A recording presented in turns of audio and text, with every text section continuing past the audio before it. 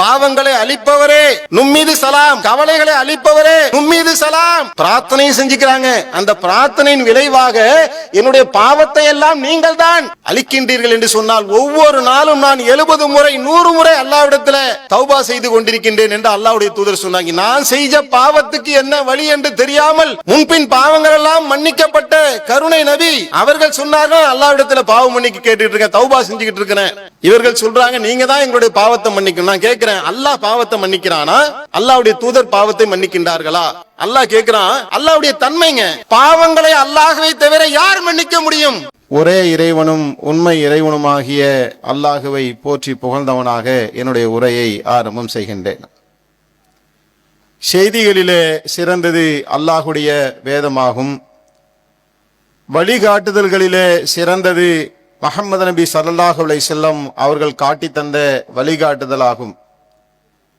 காரியங்களில் மிகவும் தீமையானது புதிதாக உருவாக்கப்பட்ட விதத்துகளாகும். விதத்துகள் ஒவ்வொன்றும் வழிகேடுகளாகும். வழிகேடுகள் ஒவ்வொன்றும் மனிதனை நரகத்தின் பக்கம் கொண்டு சேர்க்கும் என்கின்ற இந்த நபி மொழியை அடிப்படையாக நாம் உள்வாங்கியவர்களாக, நபி வழி நடந்தால் நரகம் இல்லை என்கின்ற தலைப்பு எனக்கு வழங்கப்பட்டு இருக்கின்றது. ஒரு நம்பிக்கை கொண்டிருக்கக்கூடிய ஒரு ஆன்மீகவாதியினுடைய இறுதி இலக்கு என்னவென்று சொன்னால், நரகத்திலிருந்து அவன் பாதுகாக்கப்பட்டு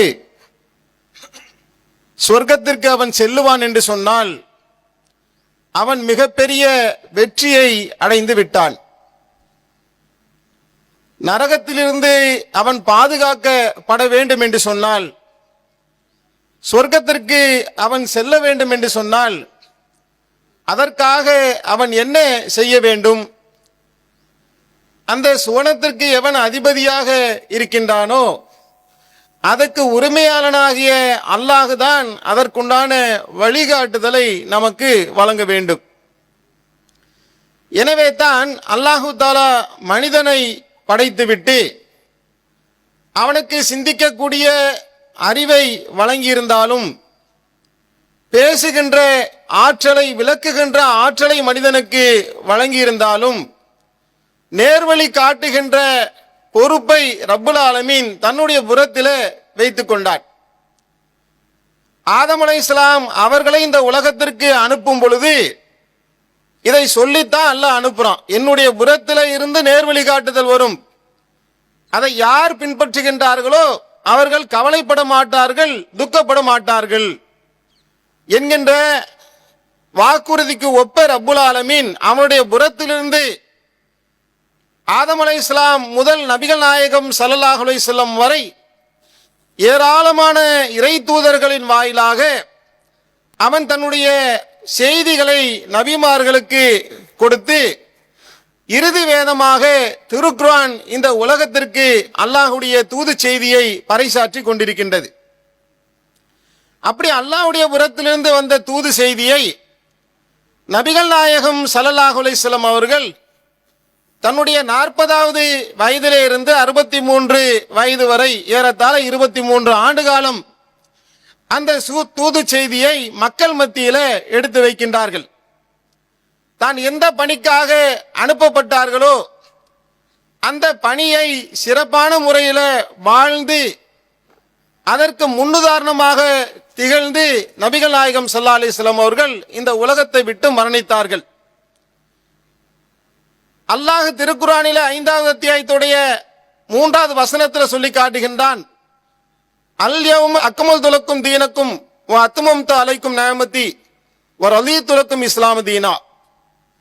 இந்த மார்க்கத்தை நான் முழுமையானதாக ஆக்கிவிட்டேன், இந்த மார்க்கத்தை பொருந்திக் கொண்டதாக ஆக்கிக் கொண்டேன், இஸ்லாமிய மார்க்கத்தை நான் தெளிவு செய்து கொண்டேன் என்று அல்லாஹு தஆலா நமக்கு இந்த வசனத்தின் மூலமாக சொல்லி காட்டுகின்றான்.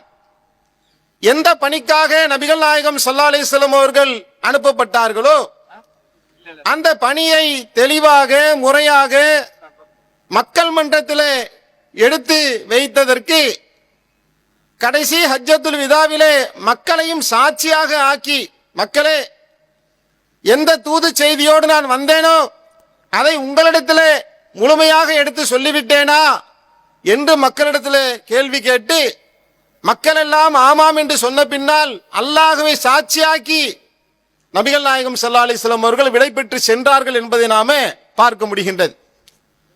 அப்ப நமக்கு இந்த சம்பவங்கள் எல்லாம், இந்த வசனங்கள் எல்லாம், இந்த நபிமொழிகள் எல்லாம் நமக்கு என்ன சொல்லுகின்றது என்று சொன்னால், மார்க்கம் என்கின்ற ஒன்று முழுமைப்படுத்தப்பட்டதாக இருக்கின்றது.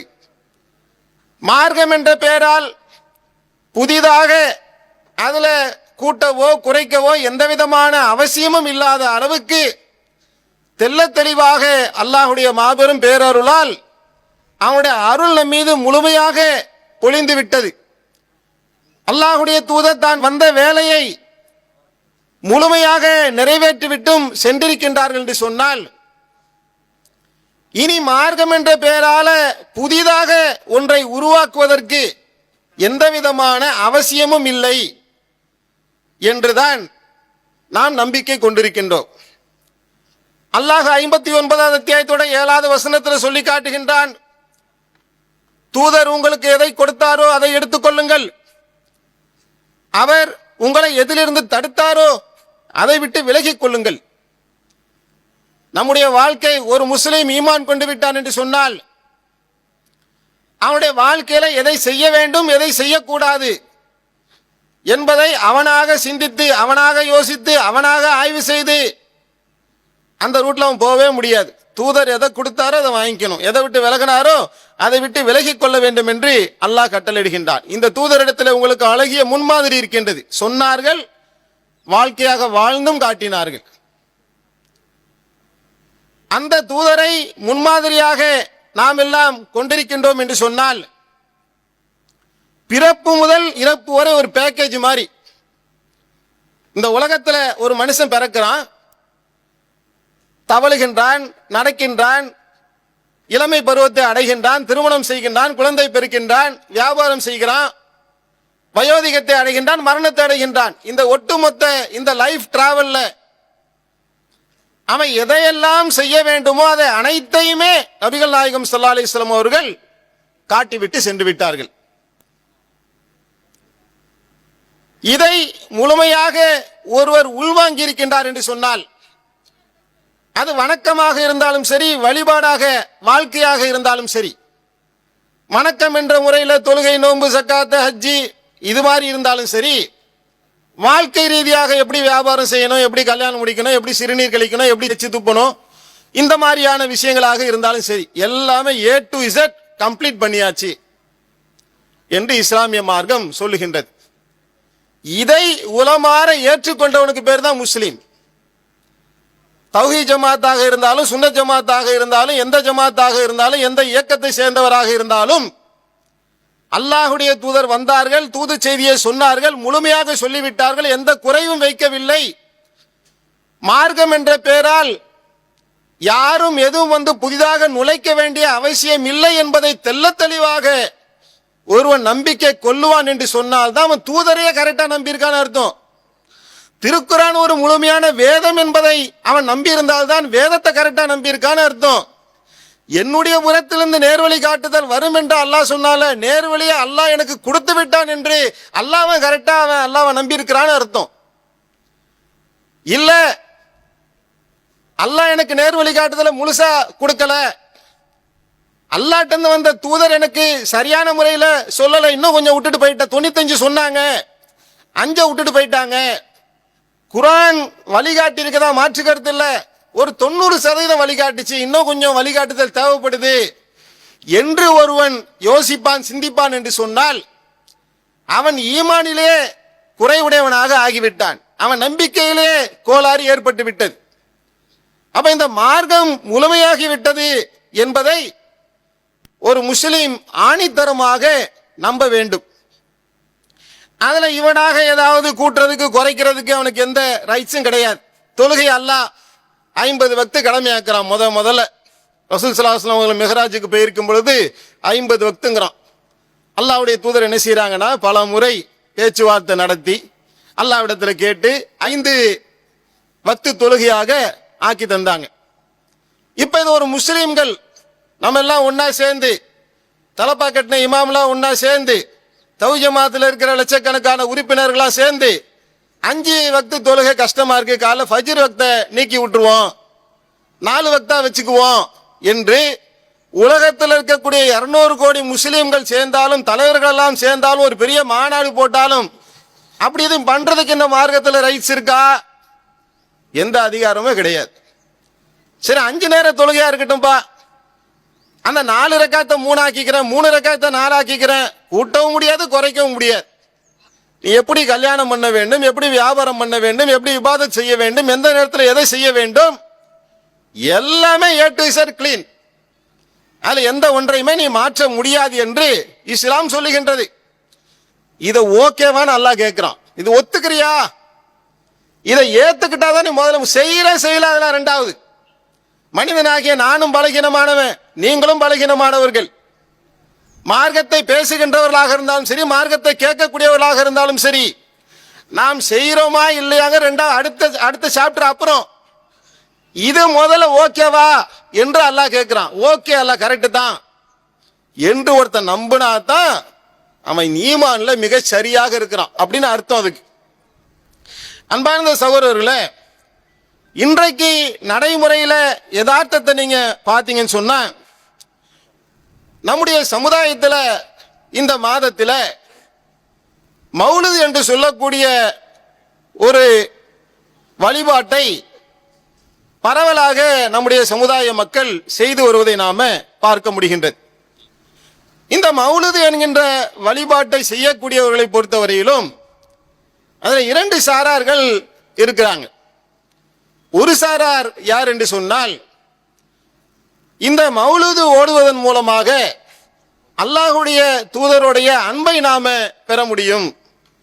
நாளைக்கு மறுமையில ஹவுதுல் கௌசர் தடாகத்தில நபிகள் நாயகம் ஸல்லல்லாஹு அலைஹி வஸல்லம் அவர்களுக்கு என்று சிறப்பு பரிந்துரை இருக்கு, அவருடைய ஷஃபாத் நமக்கு கிடைக்கும்.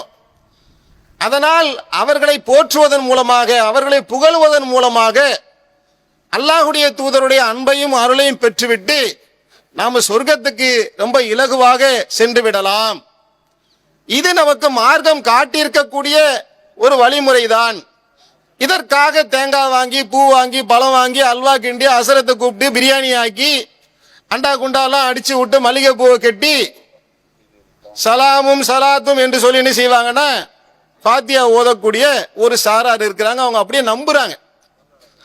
இன்னொரு சாரார் இருக்கிறாங்க, அவர்களுக்கு இந்த மௌலிது என்கின்ற பெயரால் நாம் மக்களை மடையர்களாக ஆக்கி கொண்டிருக்கின்றோம்.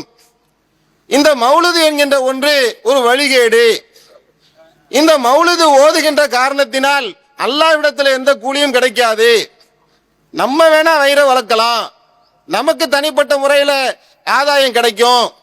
அறுக்க போற ஆடு கசாப்பு கடைக்காரனை நம்புற மாதிரி இந்த மக்கள் நம்மளை நம்பிக்கிட்டு இருக்க காலம் எல்லாம் இவர்களை வைத்து ஏமாத்தி நாம ஒரு வருமானத்தை ஈட்டலாம் என்கின்ற நோக்கத்தில் தெரிஞ்சே இந்த தவறை செய்யக்கூடியவர்கள் ஒரு சாரார்.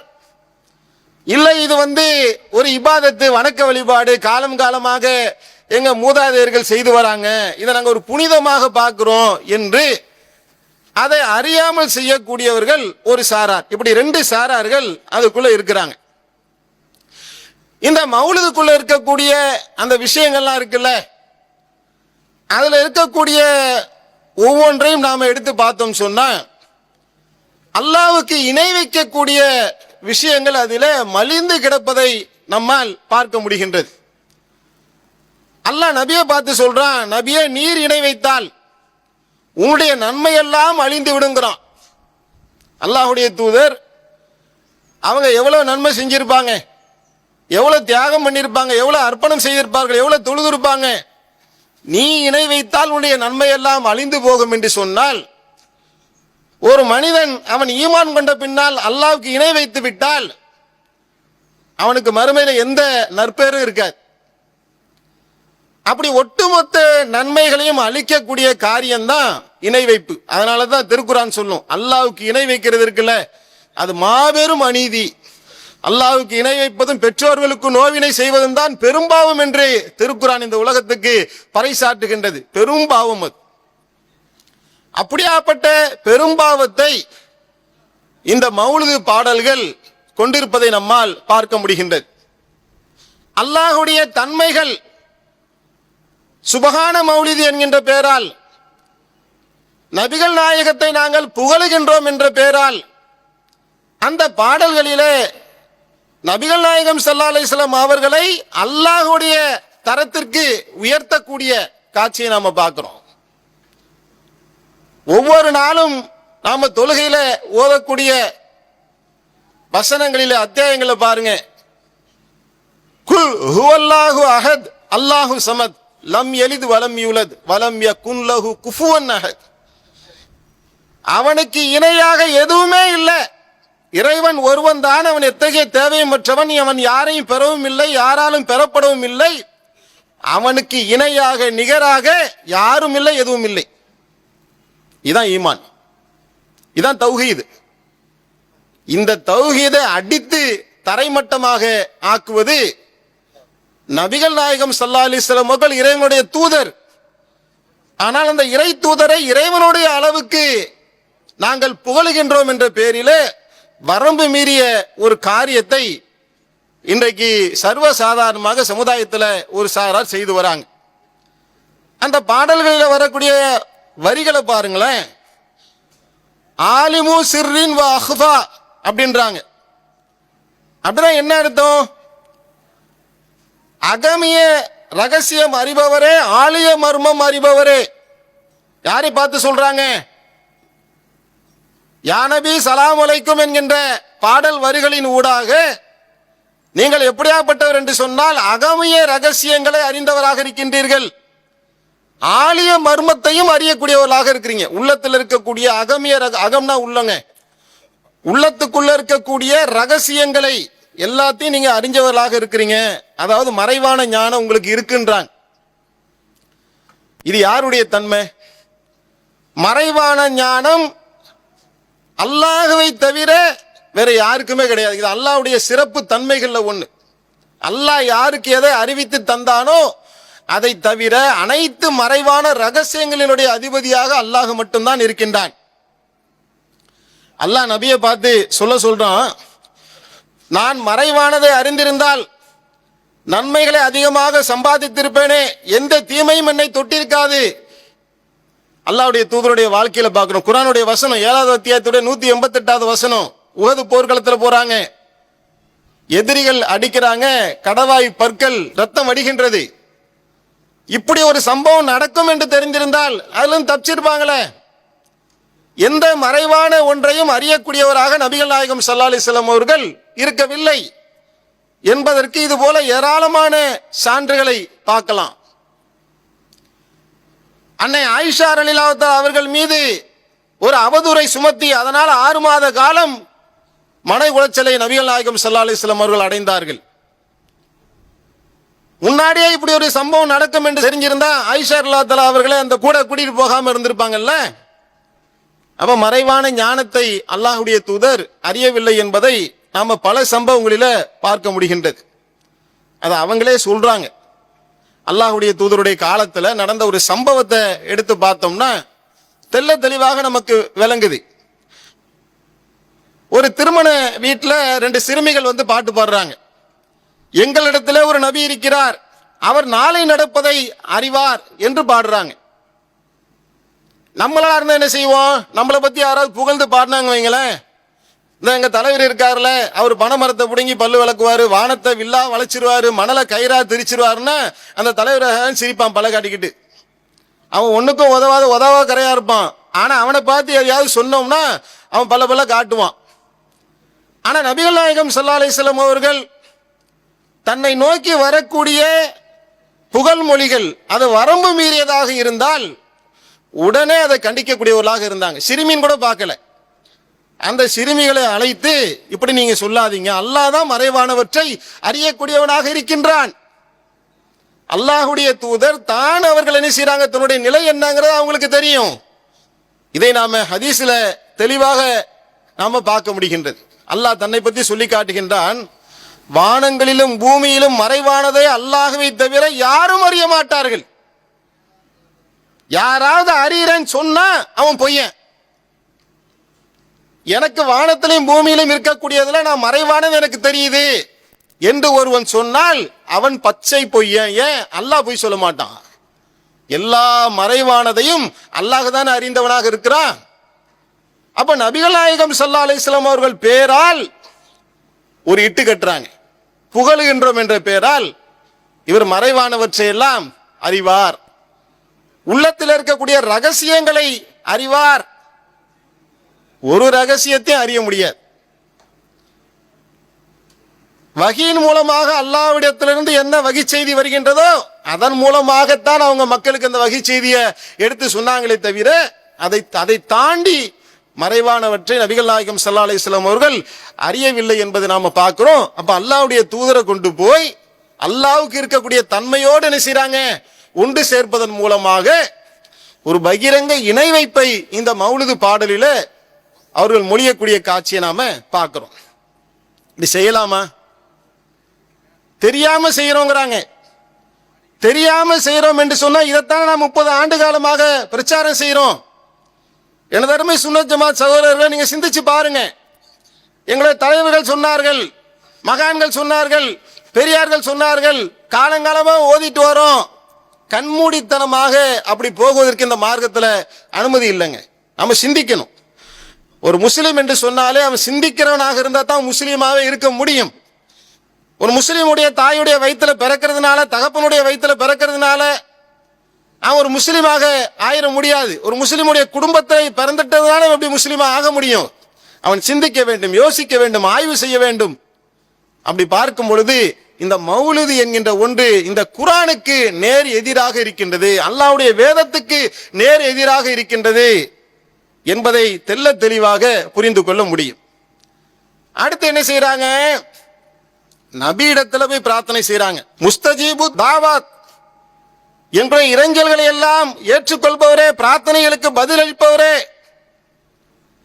பிரார்த்தனை செஞ்சா அந்த பிரார்த்தனைகளுக்கு பதிலளிக்கக்கூடியவராக நபிகள் நாயகம் இருப்பதாக உங்க பாட்டு போடுறாங்க. பிரார்த்தனை செய்தால் பதிலளிக்கக்கூடிய தன்மை உடையவன் யார்? அல்லாஹ் தானே. அல்லாஹ்க்கு தானே அந்த சிறப்பு இயல்பு இருக்கு. ஒவ்வொரு தொழுகையிலும் இந்த சுன்னத் ஜமாத்தை சேர்ந்த மக்கள் பள்ளிவாசல்ல போய் அல்ஹம்து சூரால என்ன ஓதுறாங்க? நாம என்ன ஓதுறோம்? இய்யாக நஅபுது வ இய்யாக நஸ்தஈன், உன்னையே வணங்குகின்றோம், உன்னிடத்திலே உதவி தேடுகின்றோம். இந்த வார்த்தை ரொம்ப ஷார்ப்பா இருக்குங்க, அழுத்தம் கொடுக்கும். உன்னையே வணங்குகிறேன்னா உன்னை தவிர யாரும் வணங்கலன்னு அர்த்தம். உன்னிடமே உதவி தேடுகின்றன என்றால் உன்னை தவிர வேற யாரிடத்திலும் உதவி தேட மாட்டேன், அந்த அந்தஸ்துல கொண்டு போய் யாரையும் வைக்க மாட்டேன். அப்ப நபிகள் நாயகம் அவர்களிடத்துல நான் பிரார்த்தனை செய்கின்றேன், உதவி தேடுகின்றேன் என்று சொன்னால் அந்த பிரார்த்தனைக்கு அவர் பதிலளிக்கக்கூடியவராகவும் இருக்கின்றார் என்று சொன்னால் இது அல்லாஹ்வுடைய தன்மை இல்லையா? இதை உட்கார்ந்து எங்க ஓதுறாங்க? பள்ளி வாசல்ல உட்கார்ந்து. ஒவ்வொரு ஸ்தலத்துக்கும் ஒரு இயல்பு இருக்குங்க. இந்தந்த இடத்துல இதைத்தான் செய்யணும்ன்ற ஒரு இலக்கணம் இருக்குல்ல. பள்ளிவாசலுக்குன்னு ஒரு இலக்கணம் இருக்கு. அது என்ன தெரியுமா? அல்லாஹ்வுடைய ஆலயத்திலே அல்லாஹ்வை தவிர வேற யாரையுமே அழைக்க கூடாது, பொதுவாகவும் அழைக்க கூடாது. ஒரு முஸ்லீம் அல்லாஹ்வுடைய ஆலயத்துல அல்லாஹ் மட்டும்தான் அவன் பிரார்த்திக்கணும். அந்த ஆலயத்துல உட்கார்ந்து கொண்டு இந்த மௌலிதை ஓதுகின்றார்கள். நாங்கள் இந்த இறை தூதர் இடத்துல பிரார்த்தனை செஞ்சா அவர் எங்களுக்கு பதில் அளிப்பாரு என்று நம்புறீங்களே. எனது அருமை சகோதரர்களே, நீங்க சிந்திக்க வேண்டாமா? அறியாமையில் இருக்கக்கூடிய நீங்க நாங்க சொல்லக்கூடிய ஒவ்வொன்றையும் யோசிச்சு பாருங்க. இவன் நஜாத்துக்காரன், இவர்கள் வகாபிகள், இவங்க பயான் நம்ம கேட்கவே கூடாது என்று காதுல நீங்கள் பஞ்ச வைத்துக் கொண்டு அழைத்துக் கொள்வீர்கள் என்று சொன்னால் அதனால் ஏற்படக்கூடிய இழப்பு யாருக்கு? அன்பாக சொல்லி பார்க்கிறோம், அறிவுரையாக சொல்லி பார்க்கிறோம். நாளைக்கு மறுமை நாளையிலே நீங்கள் நஷ்டவாளிகளாக ஆகிவிடக் கூடாது என்கின்ற அன்பிலே உங்களிடத்துல எடுத்து சொல்லி பார்க்கிறோம். சிந்திச்சு பாருங்க, நாங்க சொல்லக்கூடிய வசனங்கள் குர்ஆன்ல இருக்கா இல்லையா? மௌலிதுல இருந்து நாங்க எடுத்து காட்டக்கூடிய மேற்கோள்கள் மௌலிதுல இருக்கா இல்லையா? ரெண்டையும் நீங்க எடுத்து ஒப்பிட்டு பாருங்க. அல்லாஹ் திருக்குர்ஆன்ல சொல்லி காட்டுறான் 72வது அத்தியாயத்துடைய 18வது வசனத்துல, மஸ்ஜிதுகள் அல்லாஹ்வுக்கே உரியவை, எனவே அல்லாஹ்வுடன் வேறு யாரையும் அழைத்து பிரார்த்திக்காதீர்கள். இந்த பிரார்த்தனை இருக்குல்லங்க, இந்த மார்க்கத்துல ரொம்ப ரொம்ப முக்கியமான ஒன்று. அல்லாஹ்வுடைய தூதர் சொன்னாங்க, பிரார்த்தனை தான் வணக்கம் என்று சொன்னார்கள். அது கொண்டு வந்து எதோட சேர்க்கிறாங்க பாருங்க, ஒட்டுமொத்த வணக்கம்ங்கிறது எவ்வளவு பெரிய சப்ஜெக்ட்டுங்க. அது அல்லாஹ்வுடைய தூதர் எதோட கொண்டு வந்து முடிச்சு போடுறாங்க? பிரார்த்தனை பண்றோம்லப்பா, அதுதான் இபாதத்து. அப்ப இபாதத்து யாருக்குரியது? வணக்கத்துக்குரியவன். அதானங்க ஈமான். லா இலாஹ இல்லல்லாஹ்னு சொல்றோமே, அதோடைய அடிநாதம் என்ன? பெரிய இதை புரிஞ்சுக்கிறதுக்கெல்லாம் மௌலுது ஒரு வழிகேடு என்பதை புரிந்து கொள்வதற்கு ஒரு சாமானிய மனிதனாக இருந்தா போதும். அரபி ஞானங்கள் தேவையில்லை, அரபி புலமைகள் தேவையில்லை, மௌலுதை கரைச்சு குடிக்க வேண்டியதில்லை, குரானை கரைச்சு குடிக்க வேண்டியதில்லை. லா இலாஹ இல்லல்லாஹ் முஹம்மது ரசூலுல்லாஹ் என்கின்ற அந்த கலிமாவை ஒருவன் விளங்கி இருந்தால் போதுமானது. வணக்கத்துக்கு உரியவன் அல்லாஹ்வை தவிர வேறு யாருமே இல்லை. பிரார்த்தனை என்பது வணக்கம் என்று அல்லாஹ்வுடைய தூதர் சொன்னார்கள். அந்த பிரார்த்தனை யார்கிட்ட தான் கேட்கணும்? அல்லாஹ்ட்ட தானே கேட்கணும். அதானே வணக்கம். அப்ப நபிகள் நாயகம் ஸல்லல்லாஹு அலைஹி வஸல்லம் அவரிடத்தில் நாங்கள் பிரார்த்தனை செய்கின்றோம், எங்க பிரார்த்தனைக்கு அவர்கள் பதிலளிப்பார்கள் என்று சொன்னால் இது தெளிவான ஷிர்கா இல்லையா? இன்னும் இல்ல, நாங்க இதைத்தான் செய்யறோம், நபிகள் நாயகத்தில் பிரார்த்தனை தான் செய்கின்றோம், அவர்கள் தான் எங்களுக்கு நோயை நீக்குவார்கள், நீங்க டவுட் படாதீங்க, நாங்க செய்யறது சிறுக்கு தான் அவங்களே சொல்லக்கூடிய வகையில ஏராளமான அனாச்சாரங்கள், ஷிர்க்குகள் இந்த மௌலிதுக்குள்ள விரிஞ்சி கிடக்கிறத பார்க்கிறோம். அஸ்ஸலாமு அலைக்கயா முப்ரி சகாம், நோய்களை குணமாக்குபவரே நும் மீது சலாம் உண்டாகட்டும். சலாம் சொல்றாங்க, இது எப்படி சொல்லி சலாம்? நோய்களை குணமாக்க கூடியவரே உன் மீது சலாம் உண்டாகட்டும். ஒரு நோயாளிய சந்திக்க போனா நமக்கு ஒரு துவாவை கத்து கொடுத்துருக்காங்க, உன்னை தவிர நோயை நீக்குபவன் யாருமே இல்லை. எவ்வளவு அழுத்தமா இருக்கு பாருங்க அந்த பிரார்த்தனை.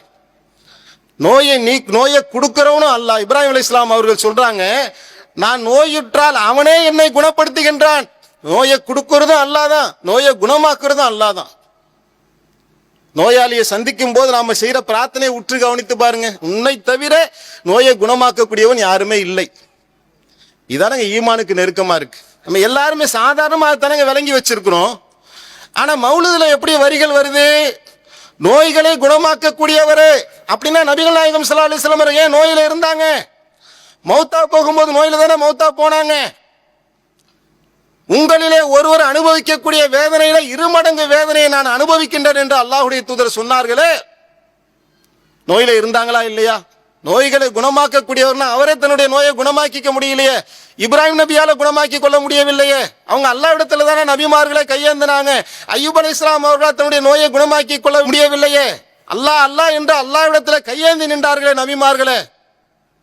அதுதானே நபிமார்களுடைய இயல்பு. நீங்கள் தான் நோயை குணமாக்கக்கூடியவர்கள் என்று சொன்னால் இப்ப அல்லாஹ் நோயை குணமாக்குறானா? நபிகள் நாயகம் ஸல்லல்லாஹு அலைஹி வஸல்லம் அவர்கள் நோயை குணமாக்குகின்றார்களா? எனதருமை சுன்னத் ஜமாத் மக்களே, சிந்திச்சு பாருங்க. யாரை யாரோடு கொண்டு போய் சேர்க்கிறீங்க? அல்லாஹ்வுக்குரிய தர்ஜாவோடு நபிகள் நாயகத்தை சேர்ப்பது பகிரங்கமான ஷிர்க் இல்லையா? ஈசா அலைஹிஸ்ஸலாம் அவர்களை வரம்பு மீறி புகழ்ந்து புகழ்ந்து புகழ்ந்து அல்லாஹ்வுடைய மகன் என்று ஆக்கி தனியா ஒரு மதத்தையே உருவாக்கி விட்டார்களே. அது போன்ற ஒரு புதிய மதத்தை உருவாக்குவதற்குண்டான இந்த மார்க்கத்தை குழி தோண்டி புதைப்பதற்கான சித்தாந்தம் தான் இந்த மௌலிதுக்குள்ள இருக்கு. அப்படியாப்பட்ட ஒரு பாதகமான செயலை செய்து வரக்கூடிய காட்சியை நாம பார்க்கிறோம். ஒரு பாவம் செய்தால் அந்த பாவத்தை மன்னிக்கிறது யாருங்க? பாவம்னாலே முதலுங்க அந்த பாவம் சொல்றோம் அப்படின்னா என்ன? பாவம் என்பதில் நீங்க எந்த வகையிலும் இலக்கணத்தில் கொண்டு வந்து வைக்க முடியாது. அல்லாஹ் உன்னை பாவம் சொன்னா அதான் பாவம். அல்லாஹ் மன்னிக்கிறேன்னா அது மன்னிப்பு, அவ்வளவுதான். பாவம் புண்ணியம் என்கின்ற கணக்கு அனைத்தும் அல்லாஹ்வுடைய கையில் இருக்குங்க. இவன் எதை மன்னிக்கணும், எதை பாவ கணக்கில் கொண்டு போக, ஏன்னா உள்ளத்துல நடக்கக்கூடிய விஷயம் பாவம் என்பது அதை அறிந்தவன் அல்லாஹ் மட்டும்தான். இந்த பாவ விஷயத்துல என்ன சொல்றாங்க? பாவங்களை அழிப்பவரே நும்மீது சலாம், கவலைகளை அழிப்பவரே நும்மீது சலாம். பிரார்த்தனையும் செஞ்சுக்கிறாங்க. அந்த பிரார்த்தனையின் விளைவாக என்னுடைய பாவத்தை எல்லாம் நீங்கள் தான் அழிக்கின்றீர்கள் என்று சொன்னால் ஒவ்வொரு நாளும் நான் 70 முறை 100 முறை அல்லாஹ்விடத்துல தௌபா செய்து கொண்டிருக்கின்றேன் என்று அல்லாஹ்வுடைய தூதர் சொன்னாங்க. நான் செய்த பாவத்துக்கு என்ன வழி என்று தெரியாமல் முன்பின் பாவங்கள் எல்லாம் மன்னிக்கப்பட்ட கருணை நபி அவர்கள் சொன்னார்கள், அல்லாஹ்விடத்துல பாவம் மன்னிக்க கேட்டுட்டு இருக்கேன், தௌபா செஞ்சுக்கிட்டு இருக்கிறேன். இவர்கள் சொல்றாங்க நீங்க தான் எங்களுடைய பாவத்தை மன்னிக்கணும். நான் கேட்கிறேன், அல்லாஹ் பாவத்தை மன்னிக்கிறானா? அல்லாஹ்வுடைய தூதர் பாவத்தை மன்னிக்கின்றார்களா? அல்லாஹ்வுடைய இடத்துல கொண்டு போய் வைக்கிறோமா இல்லையா? அல்லாஹ் கேட்கிறான், அல்லாஹ்வுடைய தன்மைங்க. 3வது அத்தியாயத்துடைய 135வது வசனத்தில் அல்லாஹ் சொல்லி காட்டுகின்றான், எனது அருமை சுன்னத் ஜமாத் மக்களே, அறியாமையில் இருக்கக்கூடிய உங்களுடைய அறிவு கண்ணை நீங்கள் திறந்து பார்க்க மாட்டீர்களா? அல்லாஹ் கேட்கிறான், பாவங்களை அல்லாஹ்வை தவிர யார் மன்னிக்க முடியும்? என்ன தவிர எவன்டா பாவத்தை மன்னிப்பான்னு கேட்கிறான் அல்லாஹ். யார் மன்னிப்பா பாவத்தை? நான் தான் மன்னிக்கணும் பாவத்தை. என்னை விட்டு எவனாவது மன்னிக்க முடியுமா என்று கேட்கிற துணியில் இந்த வசனம் இல்லையா? இல்ல உன்னாலலாம் மன்னிக்க முடியாது, நாங்க என்ன செய்யறோம், இந்த பக்கம் தனியா ஒரு ரூட் பைபாஸ் போட்டு இங்க போறோம், முகமது நபி அவர்கள் மன்னிச்சிருவாங்க. பழம், பூரி, அல்வா, பூந்தி, லட்டு, மல்லிகைப்பூ மாலை இதையெல்லாம் போட்டு அஜரத்தை கூட்டு வந்து நான் முன்ன பின்ன செஞ்ச பாவத்தை எல்லாம் நான் அங்க வச்சு என்ன செய்யறேன், சைட்ல நான் மன்னிப்பு கேட்டா அவர் என்ன மன்னிச்சிருவார் என்று சொன்னால், மறுமை நாளில் அதிகாரங்கள் யாருடைய கையில இருக்கும்? கதி கலங்கி இருப்பார்கள் எல்லா மனிதர்களுமே. ஒவ்வொரு நபிமார்களும் அந்த தருணத்தில் தன்னுடைய சமுதாயத்துக்காக கவலைப்பட்டுக் கொண்டிருக்கக்கூடிய ஒரு காலகட்டம் அது. அதே நிலைமை என்று சொன்னால் பாவங்களை மன்னிச்சிருவாங்கன்னா எதுல இருந்து இந்த ஆதாரத்தை எடுத்தீங்க? குர்ஆன்ல இருந்து எடுத்தீங்களா? ஹதீஸ்ல இருந்து எடுத்தீங்களா? அல்லாஹ்வுடைய தூதர் சொன்னார்களா? இதுதான் மார்க்கம் என்று ஆகிவிட்ட பின்னால் இதற்கு நேர் எதிரான சித்தாந்தங்களை இந்த மௌலிதின் மூலமாக கொண்டு வந்து சொல்லக்கூடிய காட்சியை பார்க்கிறோம். இதெல்லாம் இணை வைப்பு, பச்சை இணை வைப்புகள். எந்த விதமான காரண காரியத்தையுமே சொல்ல முடியும். இது மாதிரி நூத்துக்கணக்கான விஷயங்களை எடுத்து அடுக்கலாம். அதே மாதிரி அறிவுக்கே பொருந்தாத அபத்தங்கள், கேலி கிண்டல்கள். யா நபி சலாம் அலைக்கும், யா ரசூல் சலாம் அலைக்கும், யா ஹபீப் சலாம் அலைக்கும் அப்படின்னு பாதிக்கிட்டு இருக்காங்க. இப்ப சலாம் சொல்றான் எப்படி சொல்லுவோம்? நம்ம பையன் வீட்டுக்குள்ள வரான், அம்மா அஸ்ஸலாமு அலைக்கும்னா அலைக்கும் சலாம் வாடான்னு வீட்டுக்குள்ள உட்கார வச்சிரும். புர்கா போட்டிருக்க அம்மாவே சலாம் அலைக்கும், வளையல் போட்டிருக்க அம்மாவே சலாம் அலைக்கும், பர்தா போட்ட அம்மாவே சலாம் அலைக்கும், நல்லா அழகா இருக்கிற அம்மாவே சலாம் அலைக்கும், சாம்பார் காய்ச்சின அம்மாவே சலாம் அலைக்கும். நம்ம என்ன செய்வோம்? தொடப்பக்கட்டை எடுத்து அடிப்போம். என்னால கேலி கிண்டல் பண்றியா? கேட்போமா கேட்க மாட்டோமா? சலாம்ன்றது என்ன? அஸ்ஸலாமு அலைக்கும், வலைக்கும் சலாம், அதான் முனிவதும் கண்ணியமா இருக்கும். இவங்க என்ன செய்யறாங்கனாக்கா இருக்கிற பேர்கள்லாம் புகழ்றாங்களாம். இது புகழ்றதா கிண்டல் பண்றதா? கிண்டல் பண்ற டைப்ல இருக்கா இல்லையே தான் மவுலுது. இன்னும் பாருங்க, எப்படிதான் இப்படி முஸ்லிமால இப்படி யோசிக்க முடியுமா? அப்துல் காதர் ஜெயிலானி பேரால மௌலுது ஓதுறாங்க. அதுல நிறைய கட்டுக்கதைகள் எழுதி வச்சுக்கிறாங்க. அல்லது அவங்களே என்ன செய்யறாங்கன்னா செவிவெளி கதைகளாக நிறைய கட்டி விட்டுக்கிறது. அதுல வரக்கூடிய சம்பவத்தை பாருங்க. ஒரு மஜூசி, மஜூசினா என்ன? நெருப்பை வணங்கக்கூடியவர்களுக்கு பேர் மஜூசி. அவர் என்ன செய்யறாருன்னு சொன்னாக்கா மௌலுது ஓதுறாரு. அவர் இருக்கிறது மஜூசி. அந்த வேலையை அவர் நெருப்பை வணங்கிட்டு இருக்கிறத விட்டுட்டு இப்ப அவர் என்ன செய்யறாருன்னா மௌலுது ஓதுறாராம். அவர் ஏன் இங்கே வந்து மௌலுது ஓதுனாருன்னு தெரியல. மௌதுன்னு ஓதுனார். இதெல்லாம் கதை நம்ம கேட்டுக்கணும். மௌதுல ஓதி ஓதி ஒரு கட்டத்தில் மௌத்தா போயிட்டார். வணங்கினது எதை? அல்லாஹ்வை வணங்கல, அல்லாஹ்வுடைய தூதர்களை பின்பற்றல, வணங்கினது நெருப்பத்தான். அப்படித்தான் இந்த கதைகளை கட்டப்பட்டிருக்கு. ஆனால் அவர் மௌலுது ஓதுனாரு. இப்ப அவர் மஜூசியா இருக்கிறதுனால என்ன செய்யறாங்க? அவருடைய பிரேதத்தை எரிக்கிறாங்க. ஆனா எரியல. எரிச்சு எரிச்சு பாக்குறாங்க, என்னடா அது எரிய மாட்டேங்குது அப்படின்னா என்ன அர்த்தம்? எங்க கொண்டு வந்து வைக்கிறாங்கன்னா, இந்த நெருப்புல போட்டா எரியாம இருந்தது யாரு? இப்ராஹிம் அலைஹிஸ்ஸலாம் தானே. அந்த அளவுக்கு ஒரு பவர் ஏறுது அவருக்கு. நெருப்புல தூக்கி போட்டாலும் அவருடைய பிரேதம் எரியல. ஏன்டா எரியல? ஏன்னா ஒரு மௌலுது ஓதி இருக்காருல்ல, அதை எரியவே மாட்டேங்குதுன்னு சொல்லி ஆத்துல தூக்கி போட்டாங்க, தண்ணியில தூக்கி போட்டாங்க. இப்ப அப்துல் காதர் ஜெயிலானி என்ன செய்யறாருன்னா இன்னொருத்தருடைய கனவுல வராரு. ஓய், நம்மளால ஒருத்தர் தண்ணியில மறந்து வராரு, அவர் பாடி எடுத்து என்ன செஞ்சிரு, அடக்கம் பண்ணிரு. ஏன்னா அவர் மௌலுது ஓதுனவரு, அவர் சொர்க்கவாசி. இது ஒரு கேடு கட்ட கதை இல்லைங்க. இது நெருப்பை வணங்கக்கூடிய ஒருவன் எப்படி சொர்க்கவாசியா இருப்பான்? இது மாதிரி பாருங்க, மொய்தீன் அப்துல் காதர் ஜெயிலானிக்கு நாங்க மெருகேத்துறோம், அவரை ஷைனிங் பண்றோம், அவருக்கு புனிதம் ஏத்துகின்றோம் என்ற பேர்ல ஏராளமான கட்டுக்கதைகள். அதையெல்லாம் கேட்டாக்கா ஈசா அலைஹிஸ்ஸலாம் அவர்களை எப்படி கடவுளுடைய அந்தஸ்துக்கு உயர்த்தினாங்களோ அப்படி உயர்த்துவதற்கான அனைத்து வேலைகளையும் செஞ்சிருக்காங்கன்னு தெரிய வருது. மொய்தீன் அப்துல் காதர் ஜெயிலானி பால் குடிச்சிட்டு இருந்தாரு அவங்க அம்மாட்ட சக்குடிய நாள்ல. பேர தெரிஞ்சிச்சா தெரியலையான்னு பிரச்சனை ஓடிக்கிட்டு இருக்கு. நம்ம ஊர்களில் சில நேரத்தில் நடக்கும்ல. அப்ப அந்த மாதிரி ஒரு கருத்து வேறுபாடு நிலவிட்டு இருக்கும் போது மொய்தீன் அப்துல் காதர் ஜெயிலானுடைய அம்மா வந்து சொன்னாங்களாம், இல்ல இன்னைக்கு வந்து நோன்பு ஸ்டார்ட் ஆயிருச்சு. என்ன எப்படி சொல்றீங்க? இல்ல அவர் பால் குடிக்கிறத நிப்பாட்டிட்டாரு. யாரு? குழந்தையா இருக்கும் போது அவர் நோன்பு வைக்க ஆரம்பிச்சிட்டாராம். குழந்தைக்கு நோன்பு கடமை இருக்குதா? ஆனா அவருக்கு என்ன செய்யுது, சின்ன வயசுல இருந்து அவ்வளவு பேணுதலாக நோன்பு வைக்கக்கூடியவராக அவர் இருந்தாருன்னா சகர் எப்ப வச்சாரு? இப்ப நான் கேள்வி கேட்போமா இல்லையா? நோன்பு வைக்க ஆரம்பிச்சிட்டாருங்க. அப்ப சகர் வைப்பாரா? நோன்பு திறப்பாரா? இது மாதிரிலாம் என்ன செய்யறதுனாக்கா விட்டு அடிக்கிறது, மண்டைக்கு மூளைக்கு சம்பந்தம் இல்லாத விஷயங்களை எடுத்து வைக்கிறது. இதை விட இன்னும் கேட்டீங்கன்னா அவ்வளோ ஒரு கேலி குத்தா இருக்கும். அவங்க மாசமா இருக்கும்போது, இது குழந்தை பெத்தப்புறம் உள்ள விஷயம்.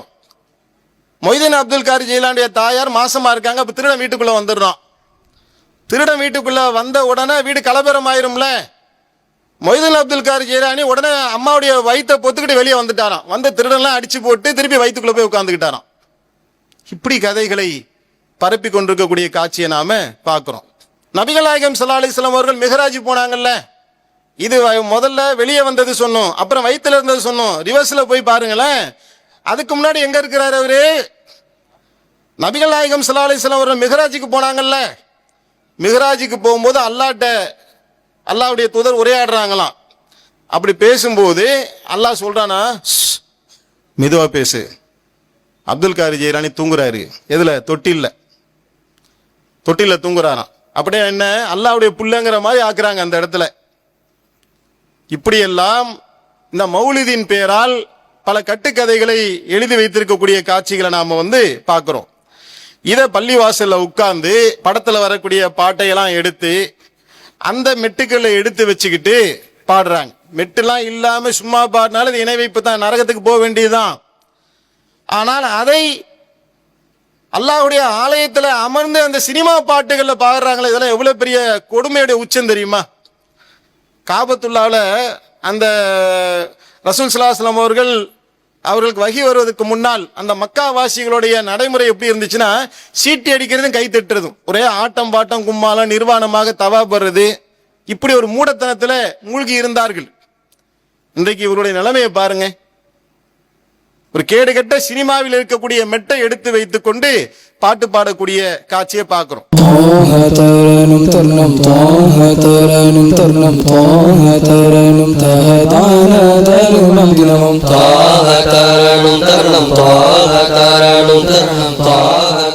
பூக்கள் பூக்கும் தருணம், அந்த பாட்டு. பூக்கள் பூக்கும் தருணத்துக்கும் அல்லாஹ்வுடைய தூதரை புகழ்வதற்கு என்ன சம்பந்தம்? அவன் நடிகன் என்ன செய்யறான், அவன் ஒரு பொண்ணை வர்ணிச்சு பாடிக்கிட்டு இருக்கிறான். இந்த மெட்ல கொண்டு போய் நான் முகமது நபியை புகழ்றேன்னா அவனுக்கு அந்த பாட்டு ஞாபகத்தில் வருமா? கதாநாயகி ஞாபகத்துக்கு வருவாளா?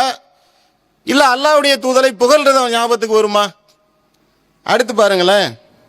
காருண்ய நபியே, கருணாயின் வடிவே, கவலைகள் தீருங்கள், புகழோதும் என் பிழை நீங்க நன்னிலை தாருங்கள், நான் தேங்கி.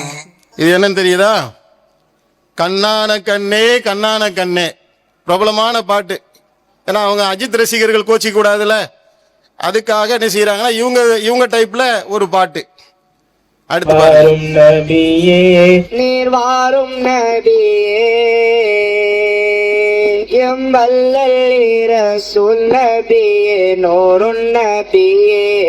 என்ன நினைச்ச நீ என்ன நினைச்ச, விஜயகாந்த் பாட்டு. என்ன நினைச்ச நீ என்ன நினைச்ச, அந்த பாட்டுக்குள்ளலாம் போய் பார்த்தீங்கன்னு வைங்களேன், அவ்வளவு ஒரு மோசமான அர்த்தங்கள் பொருந்தியதாக அந்த பாட்டு இருக்கும். அதை கொண்டு வந்து அல்லாஹ்வுடைய ஆலயத்தில் உட்கார்ந்து பாடக்கூடிய காட்சி. சரி, இதுல வயசானவங்க இருப்பாங்க, கொஞ்சம் ஒரு 10-20 வருஷத்துக்கு முன்னாடி உள்ளவங்க பழைய பாட்டை விரும்புவாங்கல்ல, அவங்க மனசு கோச்சிக்க கூடாதுன்னு சொல்லி அதுக்கு ஒரு பாட்டு பாருங்க.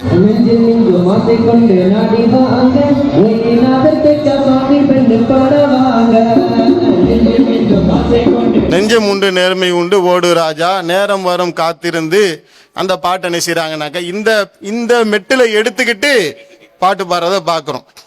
இப்ப இது சம்பந்தமான வாத பிரதிவாதங்கள்லாம் செய்யக்கூடிய காலகட்டத்தில் நம்ம விவாதத்துக்கு அழைக்கிறோம்ல, அவங்க என்ன வாக்குமூலம் தராங்கனாக்கா, பாடல்களை இந்த மாதிரி ஆபாசமான மெட்டுக்கள்ல பாடக்கூடாது அப்படின்றத அவங்களே சொல்றாங்க பாருங்களேன். இதில் அந்த ராகம் போட்டு பாடுவது கேட்பவர்களுக்கு இனிமையாக இருக்க வேண்டும் என்பதற்காக பாடுவது. நம்முடைய மார்க்கத்துல ராகம் என்பது கூடாது என்பதல்ல. அதே நேரத்துல சினிமா பாட்டுகளில் கூட நாகரிகமான மெட்டுக்கள் இருக்கிறது, அது பிரச்சனை. குர்ஆன் ஓதுவதே பாத்தீங்கல்ல, அது ஒரு வகையான ராகமா தான் இருக்கு. நபியே யா நபியே யா நபியே நபியே நபியே அல்லாஹ் இது என்ன பாட்டுன்னு தெரியுதா? அன்பே அன்பே கொள்ளாதே. அந்த பாட்டுக்கு உள்ளக்க போய் நீங்க பாத்தீங்க அப்படின்னு சொன்னா அதுல வரக்கூடிய வரிய பாருங்க. அசிங்கமான பொருள்ல பாடுறது அந்த மீனிங்ல பாடக்கூடாது. ஏன்னு கேட்டா அந்த மெட்டுல பாடும்போது கேட்பவர்கள் அந்த பாட்டோட நினைவு வந்துடும். சிலைகளை உடைத்த சீமான் நபியா இப்ராஹீமை கொடுமை செய்தார். புவியினை குடைந்து மரங்களை குவித்து பெருங்கொண்ட நெருப்பில் நுள்ளிறக்கி விட்டார். இதெல்லாம் ஒரு சபையில கூட நம்ம சொல்ல முடியாதுங்க. பெண்ணே உனது மெல்லிடை பார்த்தேன் அடடா பிரம்மனும் கஞ்சனடி. இத அல்லாஹ்வுடைய ஆலயத்துல உட்கார்ந்து நீங்க தைரியமா பாடுறீங்களே, எவ்வளவு ஒரு கேடு கெட்ட செயலுங்க இது. அவர்களே சொல்றாங்க ஆபாசமான மெட்டுக்களில பாடக்கூடாத, நல்ல மெட்டுலையும் பாடக்கூடாதுன்னு முன்னாடி சொல்லியாச்சு. ஏன்னா அது மொத்தத்தையுமே அதை கருத்தை இணைவிக்கக்கூடியது. அப்படி சொல்லிட்டு ஆபாசமான மெட்டுக்களிலுமே அல்லாஹ்வுடைய ஆலயத்துல உட்கார்ந்து பாடுறாங்க. அல்லாஹ்வுடைய கோபத்துக்குரிய காரியம் இல்லையா? சிந்திச்சு பாருங்க. ஏன் இந்த அளவுக்கு இவர்கள் போகின்றார்கள் என்று சொன்னால் அடிப்படையிலேயேங்க குர்ஆனை விட மௌலுது உயர்ந்ததுன்னு அவங்க நம்புறாங்க. அல்லாஹ்வுடைய புறத்திலிருந்து வந்த வேதத்தை விட மௌலுது தான் உயர்ந்தது அப்படின்னு அவங்களுக்கு போதிக்கப்படுது. நான் சும்மா சொல்லல, நீங்க பாருங்க. நீங்க அரை மணி நேரம் மௌலித்து ஓதுறதுக்கு பதிலாக போவாங்க ஓய்னா தரஜா கூட நன்மை கூட என்று சொல்றது நீங்க இது கூட அது பிழையா? அரை மணி நேரம் மௌலுது ஓதுறதை விட குர்ஆன் ஓதுறது சிறந்தது நீங்க சொல்றீங்கல்ல, அது பிழை. அவுலியாக்களுடைய மௌலத்தை நீங்க ஓதினீங்கன்னா இத்தனை நன்மை என்று இல்லை, எத்தனை நன்மையை அல்லாஹ் தஆலா தருவான். அரை மணி நேரம் குர்ஆன் ஓதினீங்கன்னா ஒரு ஹர்புக்கு 10 வீதம், அவ்வளவு நன்மை தான் உங்களுக்கு கிடைக்கும். ஆகையினால குர்ஆன் ஓதுனா ஒரு எழுத்துக்கு ஒரு நன்மை தான் கிடைக்குமா? மௌலுது ஓதுனா ஏராளமான நன்மை கிடைக்குமா? குர்ஆன் ஓதுவதை விட மௌலுது ஓதுவதுதான் சிறந்தது என்று இந்த அடிப்படையிலே தான் அவர்கள் கட்டமைக்கப்பட்டிருக்கின்றார்கள். என்ன ஆகும்? இந்த நம்பிக்கையில ஒரு முஸ்லிம் வாழ்ந்து இந்த நம்பிக்கையிலே ஒருவன் மரணிப்பான் என்று சொன்னால் அவனுடைய மறுமை வாழ்வு என்ன ஆகும்? மஜூசி சொர்க்கத்துக்கு போயிருவானா மௌலுது ஓதுனதுனால? அல்லாஹ்வுடைய தூதரை அல்லாஹ்வுடைய அந்தஸ்துக்கு உயர்த்தி சிறுக்கு வைப்பார்களா? திருக்குர்ஆனை மௌலுதை திருக்குர்ஆனுக்கு மேல கொண்டு போய் உயர்த்துவாங்களாம்.